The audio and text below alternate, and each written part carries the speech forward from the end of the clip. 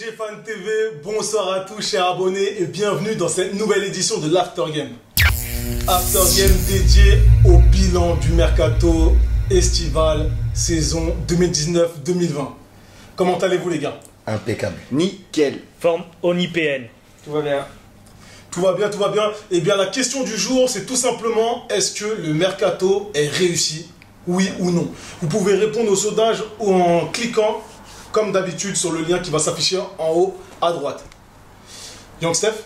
Mercato réussi à 100%, en plus d'être sorti vainqueur dans ses négociations avec le Barça pour Neymar Junior, qu'on a réussi à conserver.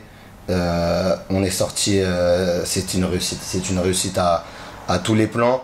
La meilleure recrue de ce mercato va être Leonardo, parce que les chiffres parlent pour lui, parce que les noms des arrivées sont satisfaisants. Après, on attend de voir l'état de forme de chacun sur le terrain, ce que chacun de ces joueurs va nous apporter, parce que c'est pas mal de joueurs qui sont arrivés lors de ce mercato, des profils tout aussi différents les uns des autres, mais je pense que c'est un mercato réussi. Ok, c'est pas des grands noms, mais c'est réussi pour moi.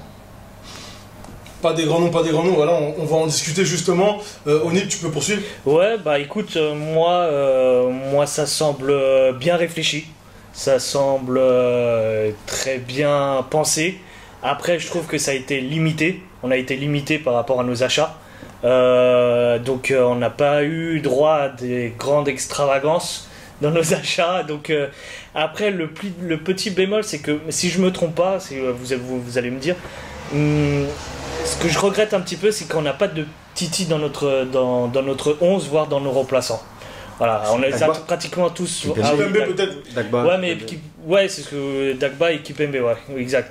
Mais je trouve que c'est dommage qu'on n'a pas donné leur chance à eux.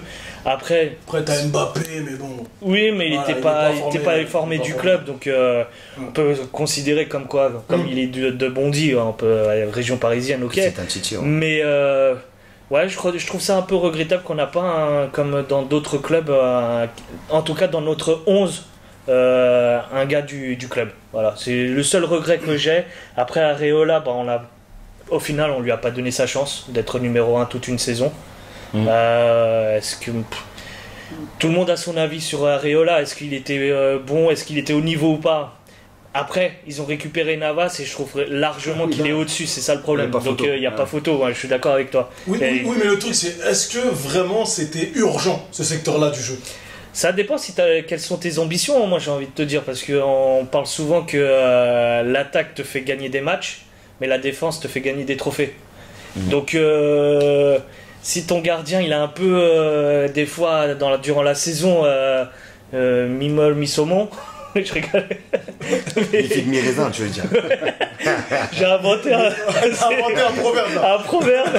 Mais en tout cas, voilà, s'il il est inconstant durant la saison, ouais, ça va poser problème. C'est le dernier rempart, le gardien. Donc, et Navas, contrairement à Buffon, où c'était moi que là, sur le coup, j'ai eu beaucoup de désillusions sur ce gardien.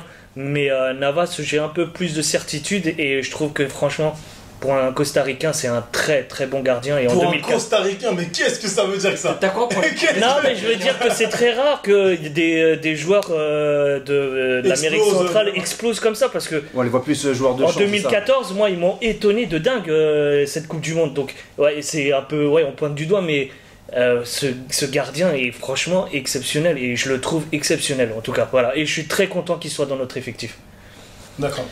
Bah écoute, moi je dis qu'une grande équipe, elle a forcément un top player, Neymar, et elle a forcément un grand gardien, on a Navas.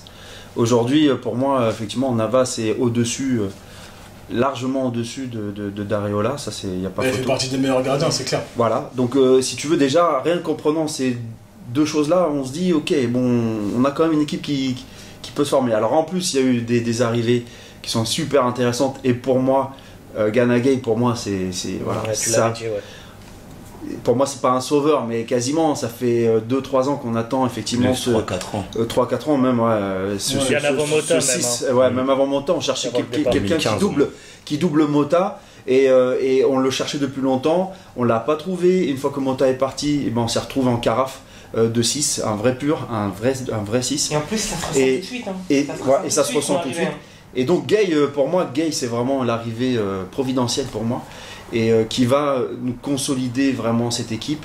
Et effectivement avec tous les joueurs qui sont arrivés en plus au niveau du milieu, et Herrera, etc. aussi Herrera qui avait fait un moment, dommage qu'il est blessé là, mais c'est vrai que il y a beaucoup de choses qui vont nous faire du bien. Alors forcément c'est pas des grands noms comme on a pu avoir ou des grandes sommes déboursées comme l'année dernière, mais pour moi c'est un mercato qui est très réfléchi.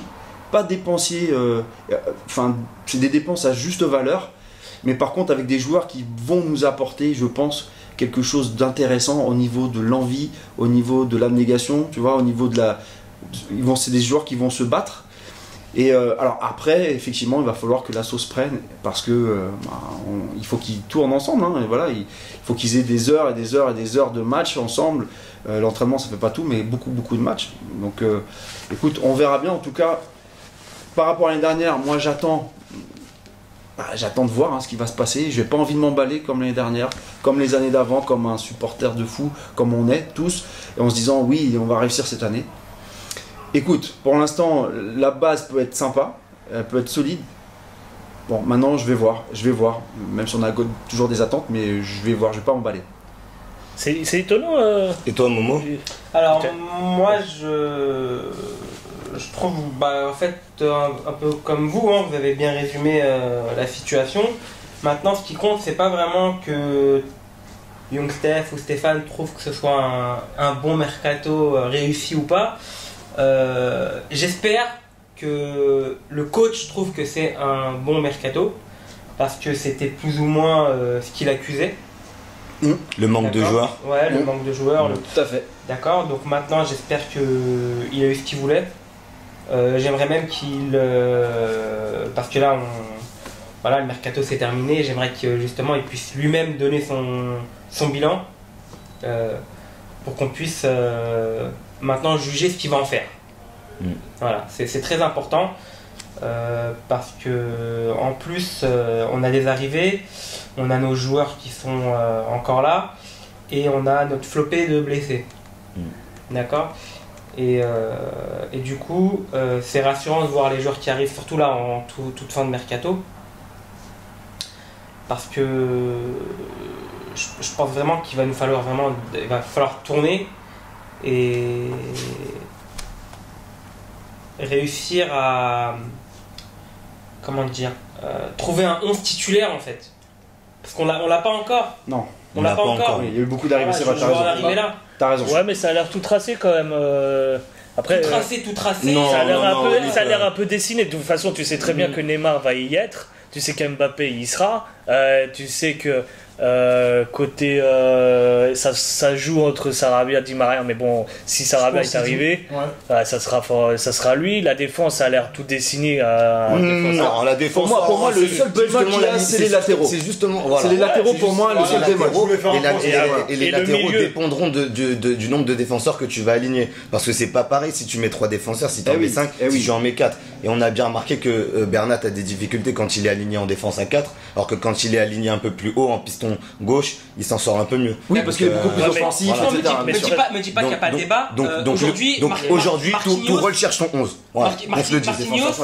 Marquinhos, on est d'accord que ici, je pense qu'on est tous d'accord qu'on voudrait le voir en défense centrale. Mais moi, Obligatoire. je vois certaines personnes te dire ça y est, c'est devenu un milieu. Non, tu sais quoi? Non, ça sera devenu un milieu Pas quand pour il nous. jouera avec Tite au milieu de terrain avec le Brésil, Non, tout simplement. vous savez quoi? Je te promets que Vous c'est savez ce que quoi?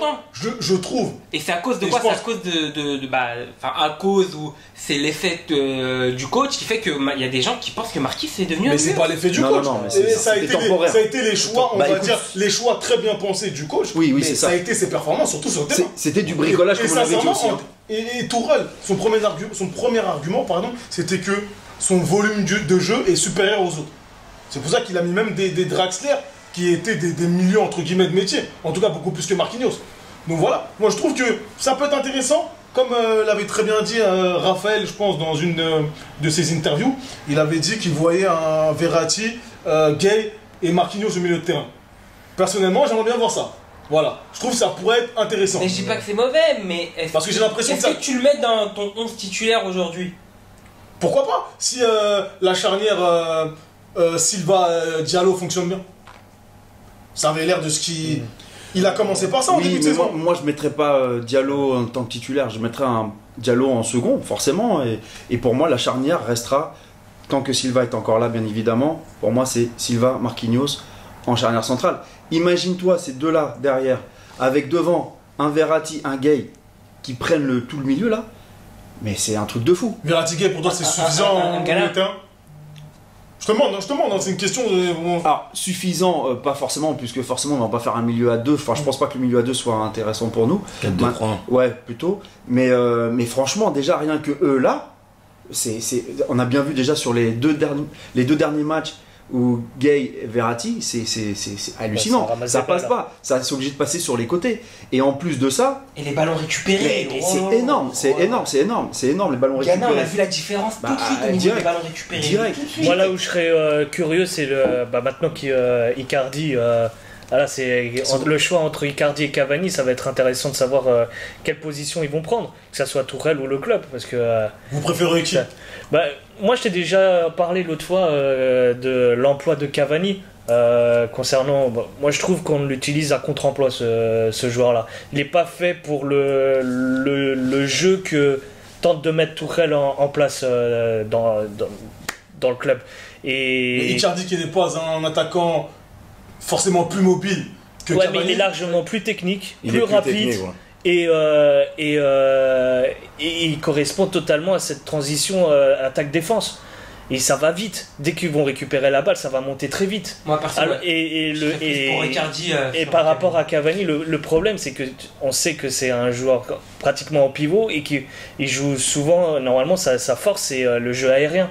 Et tant qu'il n'y a pas de centre, on utilise mal Cavani. Ouais, Oui, mais pour l'instant, on parle Il est au dos de défense. pour l'instant, on parle d'Icardi qui a fait 0 match avec nous. de- Donc, Non, c'est sûr, mais je te dis que on juste verra que bien, moi on je verra. pense que le profil d'Icardi correspond mieux au oui, jeu on du peut- PSG. mais C'est de ça peut que je dis. se De bien toute sûr. façon, Oni Picardi il sera vite testé par, Toi, tu l'avais- par toi, le tu l'as coach dit.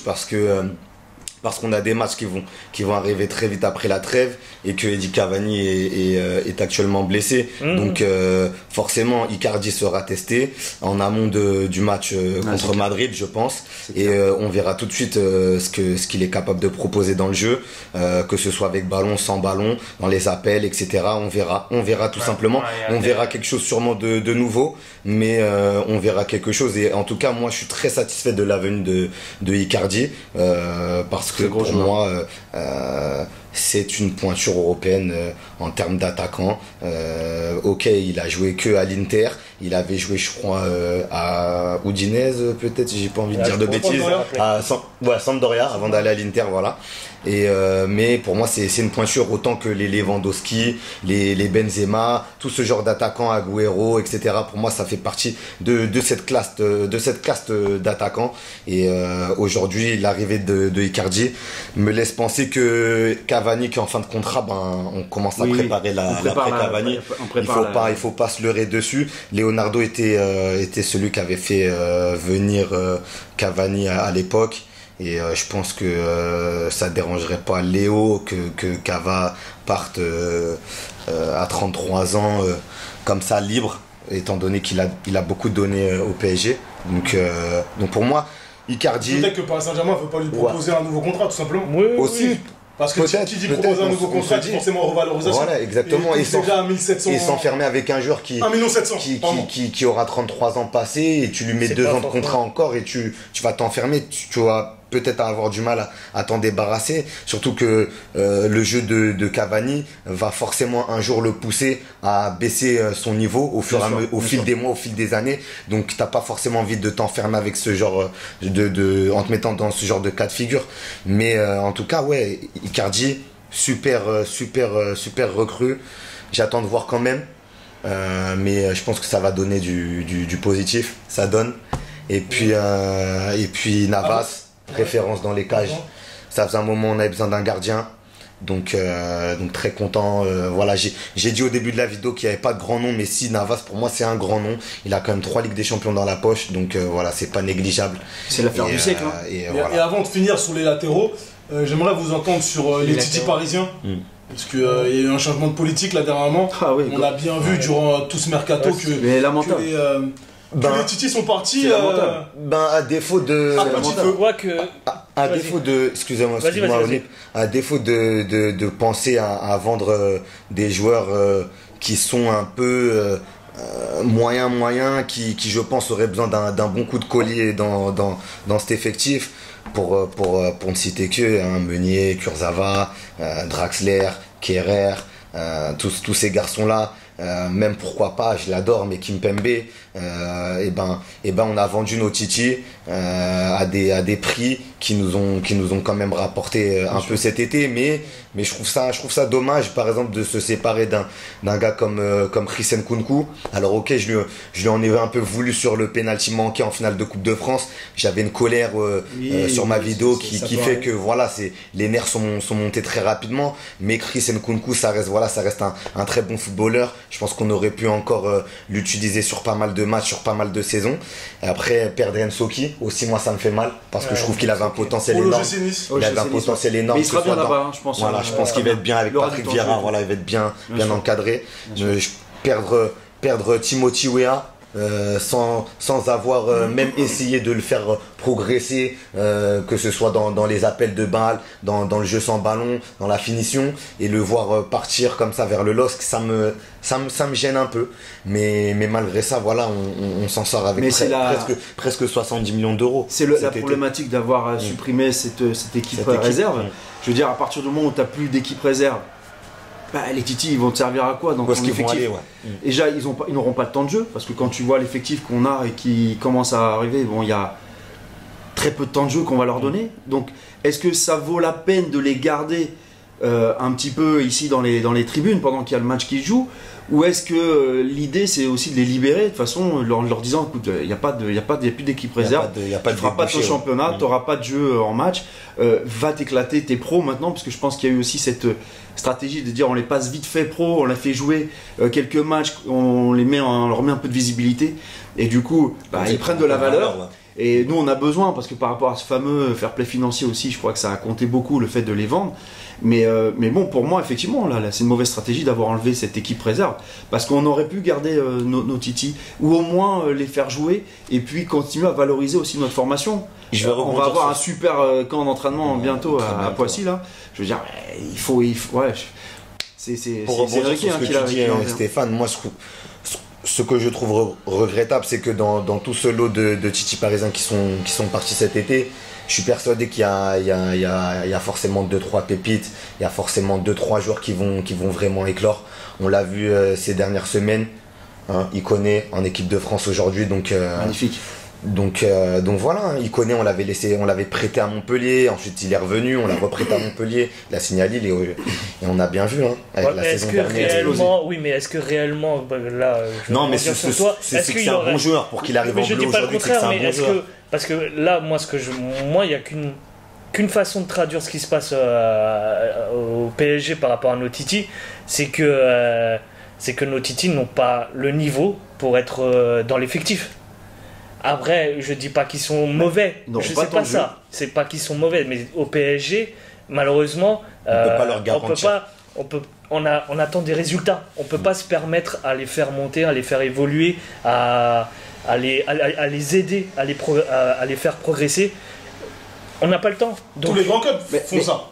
Et les grands clubs font comme ça. On aurait pu. Si on avait l'équipe réserve, on aurait pu continuer à le faire. Sauf qu'aujourd'hui, l'équipe réserve n'existe plus. Et qu'est-ce que tu vas les faire évoluer, effectivement, comme tu dis, en équipe 1, je veux dire, ils n'ont pas leur place. Tu sais, moi j'ai entendu dire par rapport au transfert de Zagreb, par exemple. Ouais. Apparemment, il est parti, rappelle-moi... 10 millions. Pour 10 millions à l'AS Monaco. Moi, ce que j'ai entendu dire, c'est qu'ils l'ont vendu, mais ils ont, comment on appelle, en cas de vente, il y a un pourcentage sur la vente. Voilà, un pourcentage sur la vente. Mais une priorité de rachat. Voilà. À 35 millions. Si jamais il explose à Monaco, ils peuvent le racheter.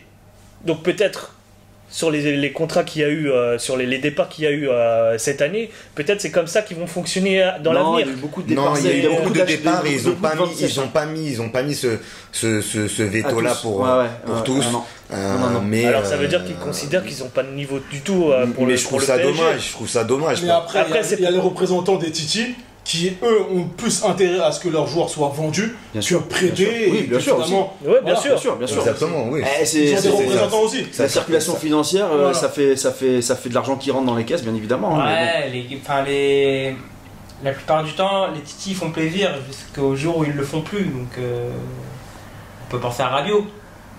Voilà. Voilà, Ouais, c'est mais ça. là, c'est un tu- exemple là, tu isolé. piques. c'est- Ouais, mais c'est un voilà, exemple ça isolé. peut arriver. Tu peux donner trop de confiance aussi et ça sert à rien à voir, tu vois. Mais Là, pour le coup, je rejoindrais un peu plus Sonip quand il parle de niveau. Le joueur, s'il est époustouflant, il n'y a pas photo. T'es obligé de le garder. Bien sûr. Ou en tout cas, t'es forcé de le garder quelque part. on a gardé Dagba. hein. Effectivement, réussi à sûr. Dagba est resté. Il est là. finalement, il Parce joue. qu'il a les faveurs de Tourelle aussi. Je il pense, faut- ouais, il je faut, pense. Après, faut pas il se- Après, il un apporte Diaby un- avait beaucoup plus prouvé qu'un Dagba. Oui, Diaby. Là, Et peut-être qu'aussi Ouais, parce d'accord. que notre côté droit, il y a des lacunes. Donc on est obligé de garder Dagba. Bah voilà, parfaite Donc, transition. bah, Parlons des. je suis là pour ça. Finissons sur les latéraux du coup. Ouais. Parce qu'il n'y a pas eu vraiment de recrues. Bah, il y a. Oui, Ah, bah non. proprement dit. Bah non. Ouais, sur le côté droit. et on a des On a des joueurs qui sont personnellement qui m'inquiètent. On a des joueurs inquiétants qui représentent une Je pense qu'il y expression a- qu'on utilisait lors Moi, de la j'étais un première petit saison. défenseur du de poids Meunier. mort. Aujourd'hui, j'ai du mal avec lui. Hein. Pareil, je commence mal avec lui, Après, peut-être Et qu'il y j'ai a, l'impression que lui a du mal avec lui. Hein. il y a des indésirables dans l'effectif, certainement, et que ils attendaient de pouvoir les vendre pour pouvoir racheter un autre joueur convenable, enfin Moi, je vous- utile à notre effectif. Moi, je vais vous Je faire. pense, par exemple, Meunier, normalement, je pense qu'il voulait le vendre, mais ça s'est pas fait au final. Donc, et Kurzawa, je pense, fait pareil dans le même cas. Hein. Les deux, ces deux Moi, je vais joueurs. vous faire une Après, c'est vrai, sur révélation. le côté gauche, on a qui finalement. Bernat et Bernat, Kurzawa. Kurzawa. Et peut-être l'ambidextre. Et comment il Et s'appelle Kerrer. Et Kerrer, Ah ouais, à droite. Non, ouais. Moi, les gars, ouais. je vous- il fait les deux côtés. L'ambidextre de pied gauche, comme on avait dit, hein, c'est ça. Ouais, c'est ça. C'est ça. C'est pour ça que je dis ça. Moi les gars, je vais vous faire une révélation parce que je pense que on ne peut pas en rester là au niveau de nos latéraux. C'est comme tu l'as dit, c'est inquiétant. Mais je pense que Leonardo il est en train de redéfinir les contours de ce Paris Saint-Germain. Il avait commencé en 2013 là et en fait ce qu'il a fait cet été c'est tout bonnement ce qu'il a fait en arrivant en 2012 et 2012-2013. Donc là moi je vous dis l'été prochain va y avoir des latéraux qui vont arriver. Pas sûr, hein, l'hiver. Hein. Attends, mais l'hiver. Peut-être même, maintenant, peut-être on même peut- cet hiver, on ne sait pas, sait pas. on verra comment sont nos caisses, même si c'est vrai que l'argent pour le Qatar n'est pas un problème, mais je pense que ça se fera surtout l'été prochain parce que tu as beaucoup plus de temps pour entamer des négociations et les faire aboutir. Oui, puis le marché Et moi, plus fourni je pense, déjà et aussi. je hein. pense que Marché plus fourni. et je pense qu'à gauche il y aura du Rafael Guerrero qui viendra. Ça serait bien. Parce que ça fait un moment qu'on parle de ce garçon, ça fait au moins 7 ans que j'entends parler de ce gars depuis qu'il est à Lorient. Donc il est temps que Rafa Guerrero nous rejoigne. Et puis à droite, je vois un Youssef Attal parce qu'il n'y a pas d'autre solution. Ouais. Et je vois un ça, Youssef Mais c'est Attal pas sûr qu'ils qui, vont le lâcher. qui, hein. si Dieu veut, aura confirmé cette saison avec Pas Nice. sûr du tout. Même si voilà, l'argent il n'a qui va toujours pas. pas joué la Ligue des Champions dans sa vie. Mais je pense Il a qu'il l'argent, nous ferait il a le, l'argent. C'est un le plus grand profil bien intéressant. l'international Un algérien. profil intéressant. Ouais, très intéressant. Après, Dans tous les latéraux qu'il y en a, pour vous, il n'y en a aucun qui, plus ou moins. Après, on avait parlé de Siglio qui Moi, est je à la pense Juve. qu'il y aura des Pourquoi pas révélations cette année. Pourquoi pas Cette année, il y aura des Pourquoi révélations. pas Parce que. J'espère. Pourquoi pas J'ai quelques noms en tête. Franchement, Juan Bernat, Voilà, moi, j'en parlerai j'ai plus rien tard. à lui reprocher. Hein. Je sais qui. Bernat, j'ai rien à lui reprocher. Enfin, quand je dis j'ai rien à lui reprocher, dans les grands matchs, il était là. Hein. Offensivement, Oui, il est là. offensivement, Oui, il est là. il est là. Mais il a des défensivement, trous d'air. Mais tu te rends compte que En sur fait, certains matchs de il Ligue fait 1, des non-performances. il dégage certaines lacunes sur les matchs sur de les Ligue phases 1. défensives, Tu vois un peu ces lacunes. parfois, Oui, et sur si on change de schéma de jeu à un moment donné, où on veut des latéraux qui ont le rôle, ou qui auraient le rôle d'attaquant, et ben Bernat, il est limité. Voilà, Il ils sont faudrait, trop pas. faudrait passer sur une défense à 3. C'est assez Effectivement, compliqué. les latéraux remontent. Voilà, Si tu d'un passes sur cran. une défense à 3, tu mets Bernat dans un milieu, admettons à 5, comme quand on s'était déplacé à Naples, Oui. si je me rappelle bien, un 3-5-2. Et Bernat, il fait son boulot très très bien en piston gauche. Oui, mais les centres, j'en vois pas. Mais les centres, personnellement, très peu. C'est très peu. ils débordent de très peu. Non, mais en parlant de milieu à 5, moi c'est Kerrer que j'aimerais bien voir en milieu à 5. Mais on l'a déjà vu. Et du coup, effectivement, moi qui l'aime pas en défense à 4, à 4, ouais. Là, pour le coup, il était beaucoup plus intéressant quand il est remonté d'un cran que quand il était derrière. Là, pour le coup, oui, parce que moi je suis pas très fan de Kerr, vous le savez. Ouais. Après, chacun ses choix. Hein. Il y en a qui l'aiment bien, moi je suis pas fan. Mais effectivement, en le faisant remonter d'un cran, il était beaucoup plus intéressant puisque c'est un mec où il a été chercher un peu plus vers l'avant.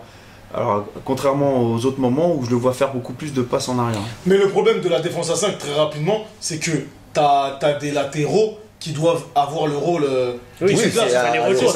C'est très compliqué. Donc voilà, donc Très compliqué. je trouve que c'est beaucoup plus compliqué pour les latéraux qu'on a actuellement de fonctionner de la sorte, parce qu'il n'y a pas de centre, ils débordent pas. Ouais, mais c'est vrai que ça monte. ils ont tendance à piquer vers le central et je pense que Vers l'axe, ouais. et je pense que de toute façon avec si Icardi devient titulaire à la place de Cavani, c'est ce qu'on fera systématiquement. Bon, on n'aura pas de centre, pour moi je pense qu'il faut les oublier. Mais ça ne sera pas notre jeu. Les centres ça sera pas chez nous en tout cas. Et Moi c'est ce que je pense après avec les joueurs qu'on a. Ça veut dire que si ça bétonne au milieu, ça veut dire qu'on sera incapable de passer sur les Il côtés. va falloir trouver un autre moyen.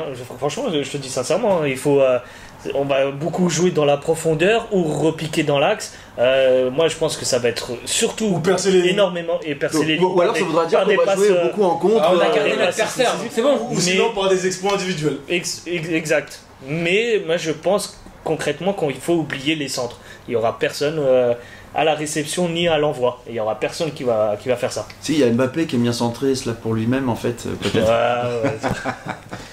Très bien, mais on va conclure cet after game donc dédié au bilan du mercato. Moi, je voulais quand même faire peut-être un petit compte rendu de ce que j'ai pu voir au niveau des arrivées jusqu'ici. D'accord.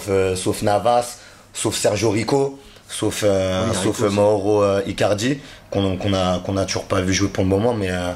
Mais par exemple, on va faire tous un par un.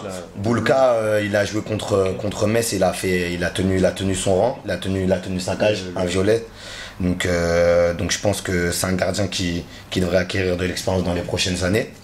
Après ça, c'est le temps qui nous dira par rapport à lui. Après, en défense centrale, on a vu Diallo sur les premiers matchs qui étaient alignés. Ça a été des matchs de très bonne facture. Après, forcément, il y a des automatismes à avoir avec Thiago Silva notamment. Mais en tout cas, Abdou Diallo, pour moi, c'est sur la bonne voie. Ensuite, on a eu qui d'autre? On a eu Idrissa Gueye, tu l'as évoqué. Idrissa Gueye, Mon gars. magnifique. Il est rentré dans le moule direct en 2 matchs. Il nous a offert 2 partitions incroyables déjà. Oui. Au parc. Et ce que je voulais dire tout à l'heure, c'est qu'à partir du moment où il a joué les deux derniers matchs, on a clean sheet. Hein. Voilà. On prend pas de but. Hein. Et Pas Ouais, c'est vrai. de tir au centre. une chose aussi que je voulais préciser par rapport à Gana Gueye, c'est que sur les 2 matchs, il a failli marquer. En plus, la tête, Voilà. sa tête Et piquée. à chaque fois, c'était les mêmes situations. Après, on a eu qui d'autre? On a eu Ander Herrera. Donc, il a joué le trophée des champions. Ça a été une assez belle partie de sa part. Dans le milieu de terrain, je trouve qu'il est capable de bien s'entendre avec un Marco Verratti. Je pense qu'il a cette intelligence de jeu Franchement, Ander Herrera. ouais, c'est sûr. C'est quelqu'un qui fait pas de bruit mais qui fait très bien son métier. Sarabia. Et puis après on a Sarabia. Sarabia, quelle patte, quel pied.